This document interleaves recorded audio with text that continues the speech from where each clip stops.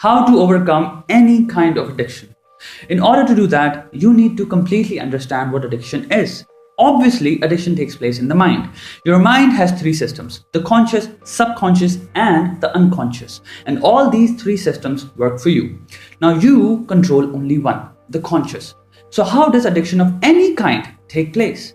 When you consciously start doing something, it gets registered in all three of your systems. When you continue doing the same thing, it transforms into a habit. Addiction is basically a habit gone out of your control. Now, this transformation greatly depends on the nature of the thing that you're doing. What do I mean by nature? Nature of the thing here means, does it give you pleasure, pain? Does it cause irritation? The nature of the act decides whether it will become a habit sooner or later. Basically, things that give you pleasure requiring minimum effort are more likely to become a habit much faster than things that take a lot of effort and give less to zero pleasure. Let's divide it into short-term happiness and long-term happiness. Short-lived happiness is achieved by doing things that give us short bursts of pleasure. A joke, hanging out with friends, chatting online with girls, having a lover, gaming, watching comedy on YouTube, masturbation, eating, drinking, smoking, lazing around, Facebooking, Snapchatting, Instagram. You get the picture. The thing common in all of these activities is you receive great pleasure while doing them, but the moment they end, the pleasure dies. So in order to keep feeling good, you repeat them without any moderation, therefore becoming an addict without even knowing about it. You are watching videos online for hours without realizing you're addicted. Sending requests, messages, chatting because you are addicted. Not to a girl, but girls in general. You are willing to throw away your work, studies, and opportunities just so you can spend more time with the girlfriend because you get happy by being around her. So you want more and more and more of that, inevitably becoming an addict of that person. Or a group of friends, which is called codependence. Or the ritual of hanging out. Or any activity, gaming, masturbation, chatting, anything that gives you instant pleasure. Basically, addiction is an attempt to stretch the short-term happiness to long-term happiness by keep doing them. Now, if that's the case, then why don't we simply focus on long-term happiness? Long-term happiness is achievement-based, which means the pleasure, the element that you love the most, comes after you've achieved something. In the process, there are no happy feelings or pleasure. On the contrary, they require hardship, seriousness, and discipline. For example, studying, going to the gym, practicing an interest, perfecting a craft, learning, focusing, all of these things are traditionally the opposite of fun. And that is why it's hard to make such things a habit. And humans, by nature, are lazy beings. We seek to extract pleasure from the easiest options available, which is why we focus on short-term pleasures because they require absolutely no effort. Without realizing, we may be screwing ourselves up in the future. That is the answer to why we become addicts of anything. The question is, once we become addicted to something, why is it impossibly hard to undo it? 3 reasons. 1. Pleasure. Since all this activity basically takes place in the mind, you need to understand something about it. Your brain recognizes and prefers following patterns. When it sees that you're doing something daily or for hours each day, it fits that activity into a pattern and introduces it into your daily routine. Now that is where pleasure becomes a game changer. Pleasure is not some abstract, inexplicable phenomenon. Whenever you experience a burst of pleasure, happiness, there is a release of hormones in your brain. From masturbation to watching videos to being around the person you want to be with. These hormones are the reason behind those happy feelings. So, if addiction is a habit gone out of control, it means you are abusing the short-term pleasures by repeating them, which technically means you are abusing the release of hormones in your brain, and your brain is taking that abuse into account, fitting it into a pattern and introducing it as a new routine, which makes you want to do it every day more and more. And that is why you don't realize you have become an addict until it starts to have serious consequences. Different people are addicted to different things, but all those addictions are connected through a common thread: short-term pleasures. This is why it is super hard to be addicted to working out as opposed to watching porn, chatting on Facebook, WhatsApp, browsing through different social medias. There is no pleasure in working out, studying, learning something from scratch, creating or building something unless you love it. Otherwise, it is simply very hard work. And I know that I'm repeating myself, but I do so because it is highly important. This is the reason why generations after generations, people will continue becoming an addict of something or the other, simply because we are lazy and we want to be happy. And because we are lazy, we look for the easiest ways to be happy and repeat them unjudiciously so we can extend those short-term pleasures into long-term pleasures. And being trapped by these trivial acts of short-term pleasures, which you don't even consider as addictions, to which you devote your entire day and gladly want to, one day you will realize that you've done nothing except that. And life will be throwing a lot of opportunities your way which you are going to miss because you didn't update your qualities. You didn't learn anything because you wasted all of your time. Now tell me, how many of you already feel that way about a relationship? That you wasted a lot of time in it and you could have done so many things, so much during that same time. But you wouldn't put the same blame on gaming, Facebook, Instagram, YouTube. Why? Because they seem very innocent. What you don't realize is that their functioning is based on addiction. How much time you spend on them and how can they improve on it? Those are their prime concerns.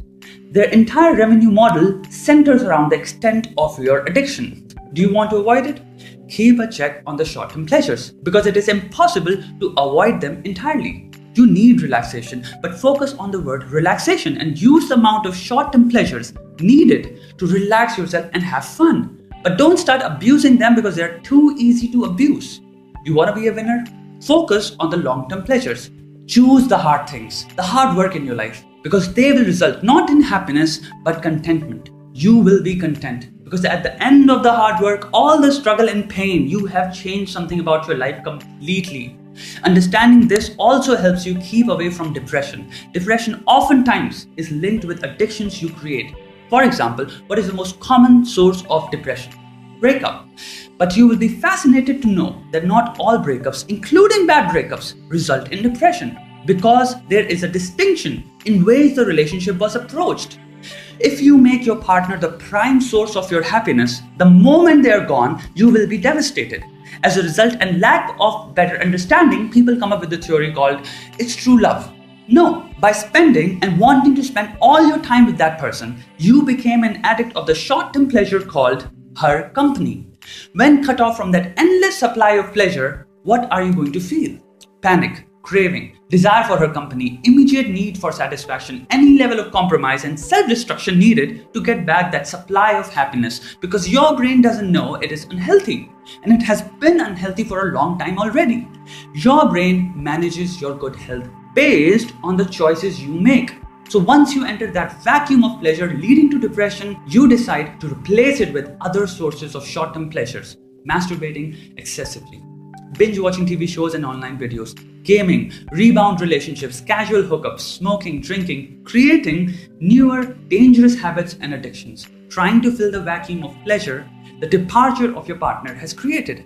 At the same time, people who see relationships as only one aspect of their lives, have a lot of stuff going on, are focused, take very less time to move on. So, what do we learn? Your brain wants you to be happy. When you do or expose yourself to something that gives you immediate happiness, your brain registers it and encourages you to do more of that because it sees it as a sign of good health. It means that every single day, your brain will automatically start demanding you to do that. You might think, why doesn't your brain warn you? Well, because you are its owner. It works for you. Its job is to process anything you are introducing in the system. Also, these activities initially do make you happy. Second reason why it is hard to undo an addiction: denial. Addictions usually grow stronger because we deny their existence not only to others but to ourselves. Let me give you an example of denial. Let's say there is a guy who strongly maintains that he hates going to clubs. But once upon a time he went to a club and actually enjoyed it. Now consciously he still believes on an intrinsic level that he hates clubs. But whenever he is asked by his friends to visit one, all he needs is a little bit convincing. It happens because subconsciously that one club memory or the idea of clubbing is attached to happiness. So consciously he might still believe he didn't want to go, but he went. And to explain that, he will most probably blame his friends. It was because of them. They dragged me. A lot of people do things which they then blame on others. You are not anybody's slave. You did that because of a happy association. This is a very complicated but common example of denial. 3. Lack of understanding, which leads you to think that you are a victim. The worst thing about addiction is the feeling that it has now become a part of my life which is unchangeable. It happens because you don't understand how it works. The truth is, it is only a routine that you have built. You bring changes in your routine all the time. But because there is nobody to tell you that, and you're getting forced by your own brain for that dose of pleasure, you think there is no solution. If there wasn't, then how come so many people have quit their addictions? Of course it is possible. Here is an example. When you break up with your partner, consciously you want to move on in a minute. You're telling yourself that it is over.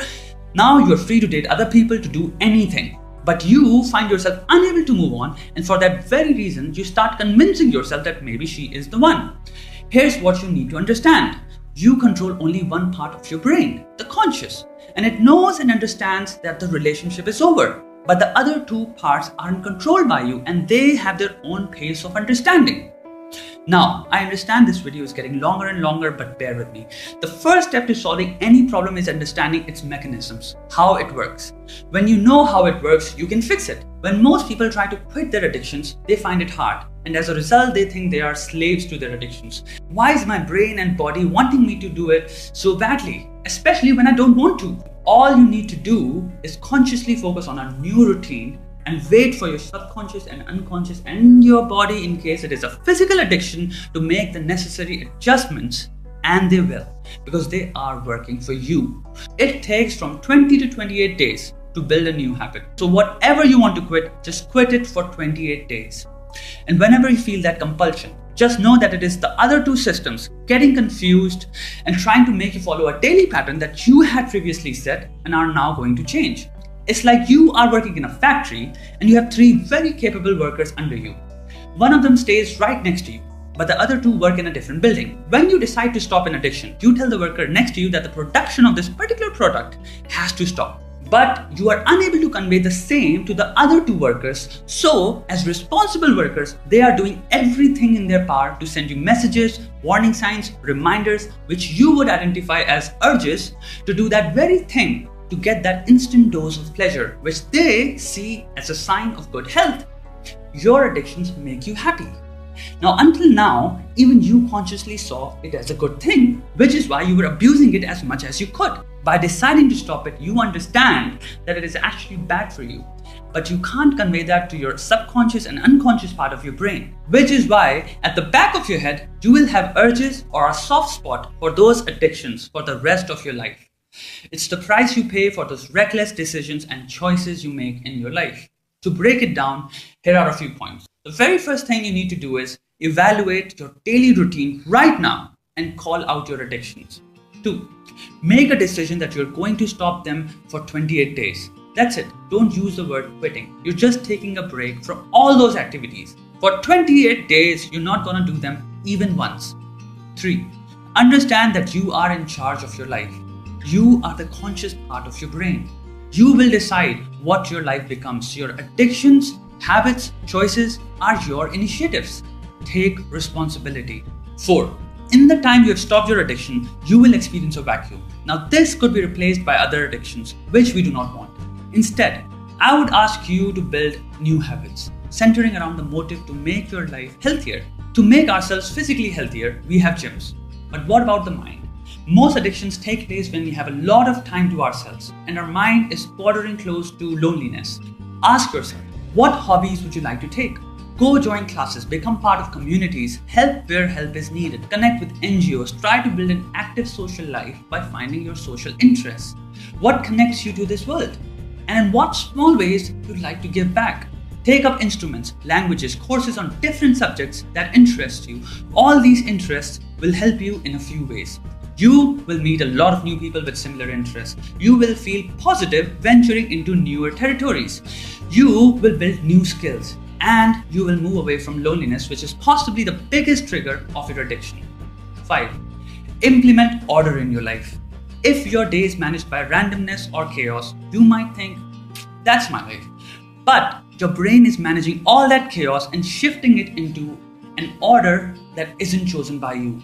And that's how you become a victim of triviality. Because when the time comes for a serious order or a routine to be in place, it becomes impossibly hard.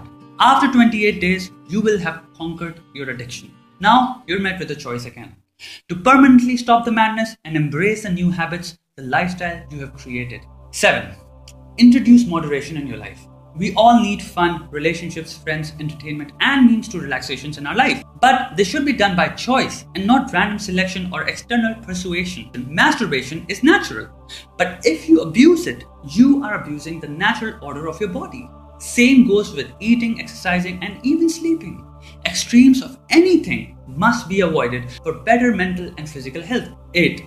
Understand that the idea of fun comes with the responsibility of self-control. Why? Because every action carries consequences. That is the natural law. Every action will have consequences, moral or physical or both. So you cannot expect that nothing will come out of an action as long as it is under the broad spectrum of fun.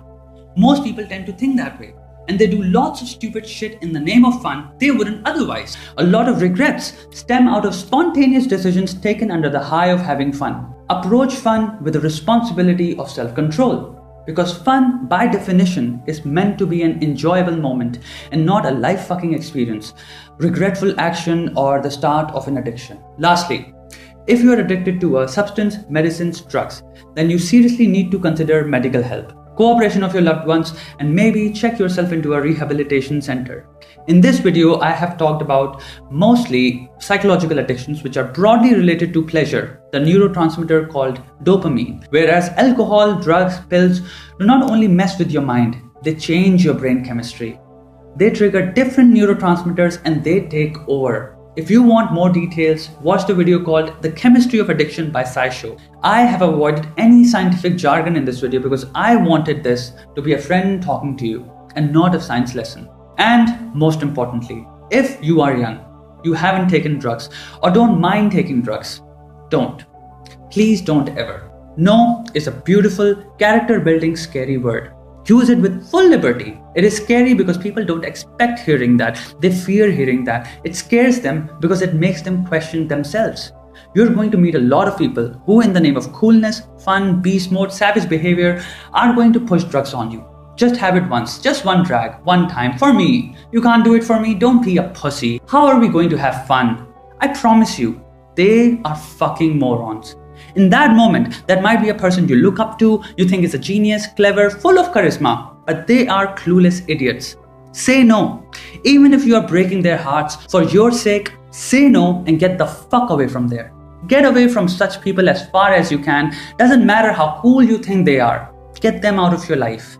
Not everything is meant to be experienced. You're going to hear a persuasion tactic called one should try everything at least once in their lifetime. Really? Well, then go murder someone. Or eat shit. Life is going to throw enough tragedies your way. There is no reason to create them. I hope you enjoyed this excruciatingly long video. Thank you for following me on Facebook, Instagram, and thank you for subscribing in case you have. Have a great day.